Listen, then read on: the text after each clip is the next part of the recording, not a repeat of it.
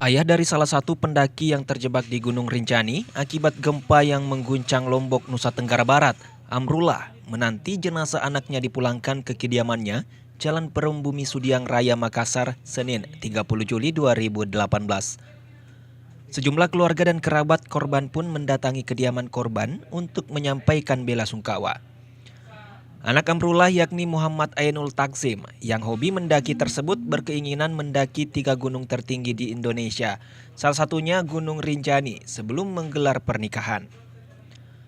Ayah korban pun sebelumnya merasakan firasat negatif akan keinginan anaknya dan telah memperingati korban. Sebelum sibuk pekerjaan kebul, dia sempatkan waktunya ini untuk mendaki karena saya mau nikahkan dia.